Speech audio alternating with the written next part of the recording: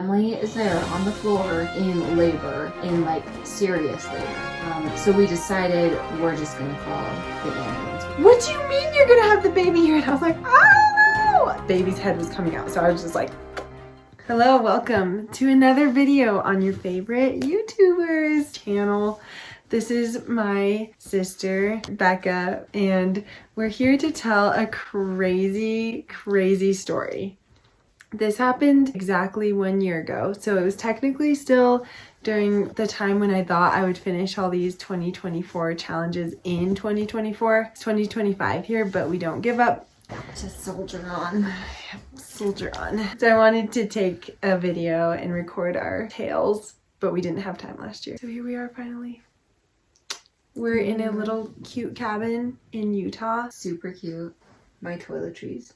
You were supposed to hide those with your body. Becca brought the entire kitchen. I doesn't sink. have an acne here. I'm glad you could point that out. I'll zoom in on that. Alright, so we're gonna tell this good story. story. Never have I ever delivered a baby until now. Dun dun dun! Do you say that every time? I started and then I stopped because I was like, that's stupid. And so I have it in some of the videos and I should have thought this through. This is how the story begins. I'm not interested in medical things. I've never been at a delivery of a baby. What do you call that? A birth?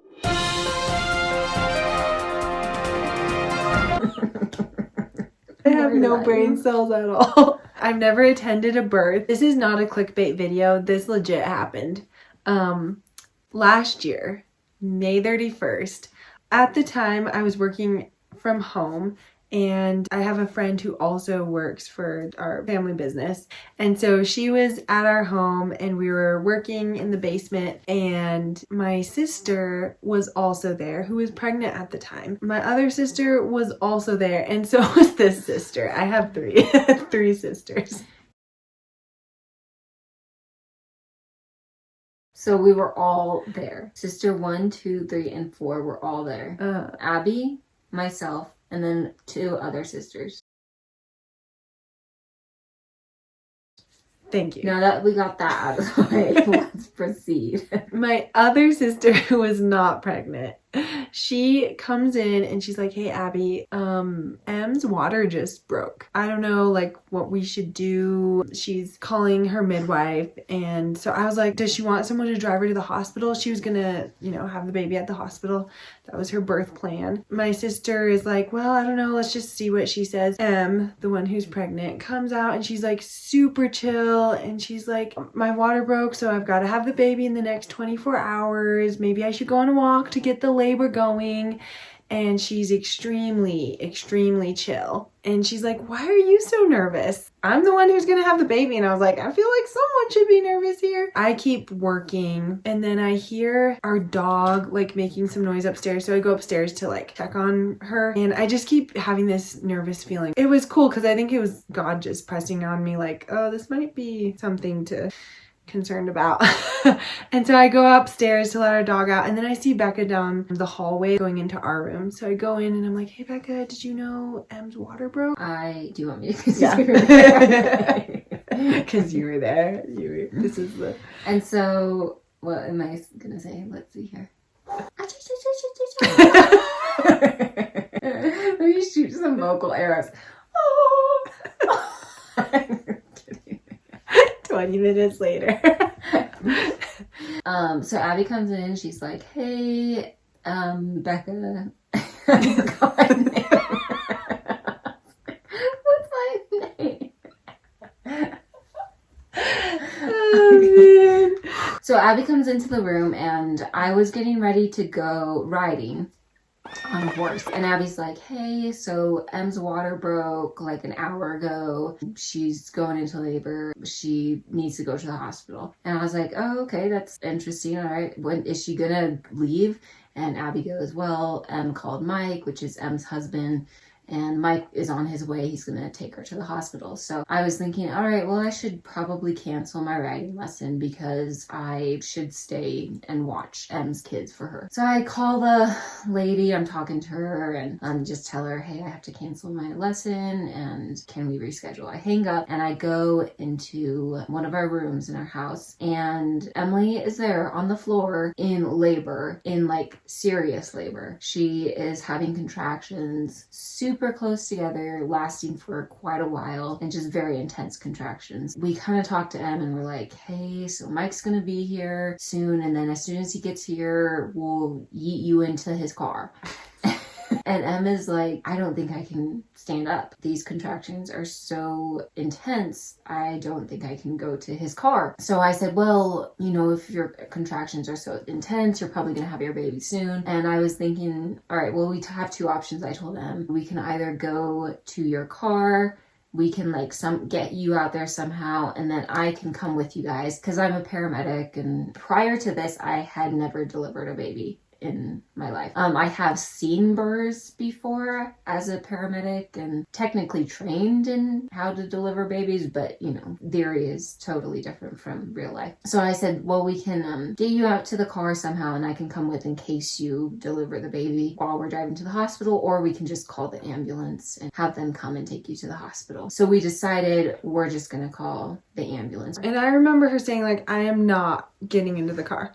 I'm not gonna have this baby in the car. Like, I'm gonna have the baby soon. And Mike started calling right then, and she's like, Abby, pick up the phone. And so I pick up the phone and I'm like, hey Mike, so we're like thinking of having the baby here. And he's like, what do you mean you're gonna have the baby here? And I was like, I don't know, this baby is coming soon. And as I'm talking to him, he like walks into the room. Yeah, and Mike called. Yeah, so then he called 911 because we were like, well, obviously we can't take her to the hospital, so we'll just call 911 and they'll come and transport her. So we were on the phone with them. And the operator is like, she just starts telling us like how to deliver a baby.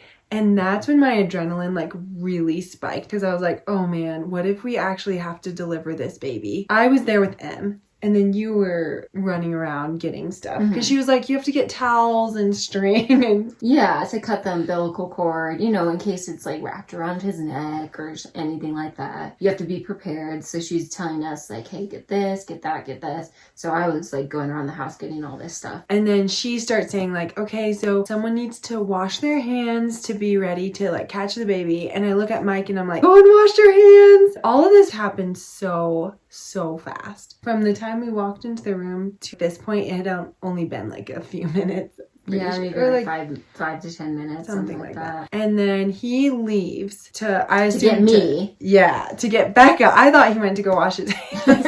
And then I just see the baby's head come through. And I was like, and so Abby like is there holding I just like the baby's put head. my hands there because the baby's head was coming out. So I was just like, and then I'm running around the house getting stuff, and Mike comes out and he goes, Becca, I think they need you in there. And so I ran in there and I turned the corner and I look in the room, and Abby is there with a baby's head in her hands, and she goes, Becca, help me. Birthing fluid like spewed right then. My phone ran out of battery, so now we're on phone number 2. Okay, so it cut off when I was like, birthing fluid spewed into my face. Hopefully it got that part, but in case it didn't, I wanted to say it again. I like run over there. I take the baby's head in my hands, and Abby goes to like help Em and do our mom's a doula, and she has talked about doula stuff to us before. And so there are some like moves that she'll do during births. Like she'll talk about her doing them. So we were doing those moves so that, you know, it would make the birthing easier, and we were pretending to be a doula. Yeah. Anyways. And that was the only thing I knew about birth. Like when I was holding the baby's head, I was like, do we like pull the baby out? Like I didn't know. I knew nothing. I was so glad Becca because I was like, what do you do now? My mom would always say those things, and it was so funny because a particular move apparently helps like open the birth canal so that the baby can just like come out easier. And I was like, doing this But throughout. M did not tear, and so I think it was successful, honestly. If you're looking for a doula, don't hire us.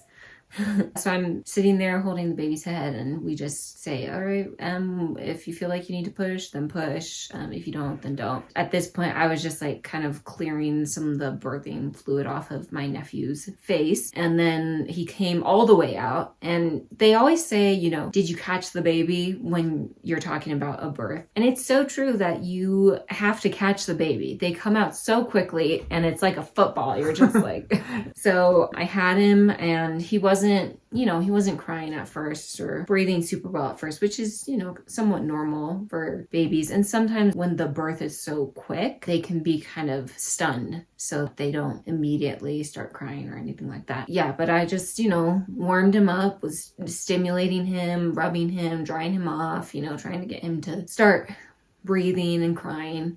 And eventually he did. He started crying. And right at that point, I think it was 2 police officers. Yeah. They came around the door, and we go, oh, good, you guys are here. Where are the paramedics? And they're like, we don't know. We're just here. And they just stood there. They were like, cool, all right. Well, we don't need you right now. Do something useful with yourselves. So the paramedics finally came, though. They came around the corner and came in, and they cut my nephew's umbilical cord, and they were kind of taking care of him. And my sister is, you know, still recovering. So we're like, you know, talking to her. I keep on looking over at my nephew, though, several times, and just notice, you know, it's been like 5 minutes and he's still not breathing well, still super blue. The paramedics had hooked him up to their monitor, and his SpO2, his oxygen, was still really low. His heart rate was around 80. With babies that are born, if their heart rate is below 100, you want to start bagging them. So basically assisting their ventilations. You definitely want to give them oxygen, and then you want to bag them. If their heart rate is below 60, you want to do chest compressions. So remember that. If you ever help birth a baby, remember that. And you never know when it's gonna happen. Yeah, I wasn't planning on it, so. Me neither. So I told the paramedics, I was like, you might want to start bagging him now. And so they did. They started bagging him. They put him on oxygen, and his oxygen went up, and he started breathing on his own. He became more pink. So yeah.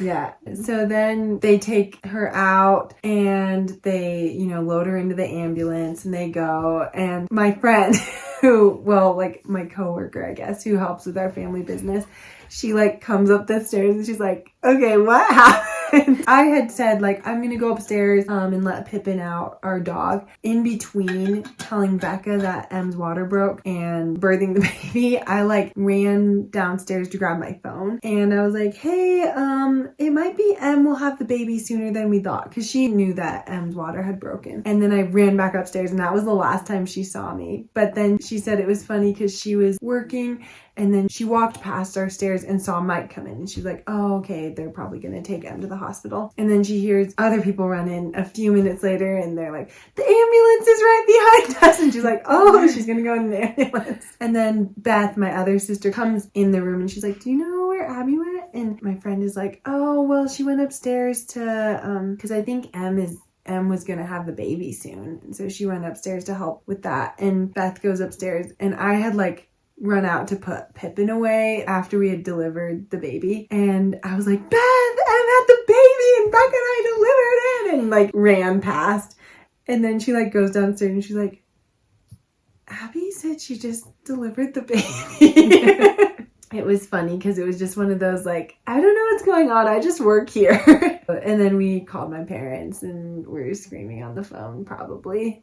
Yeah, we were pretty excited. It was a very exciting time. Yeah. I've never had so much adrenaline rushing through me because I was shaking so much, and I didn't stop shaking for like several hours. It felt like. I know, yeah. It was really exhilarating.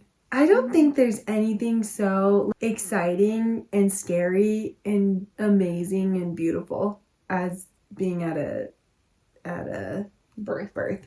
Yeah. Yeah.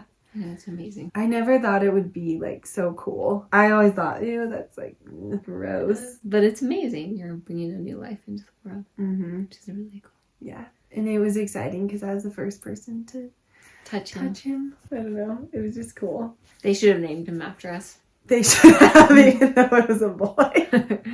Rebecca Abigail. Abigail. Abigail. At least as the middle name.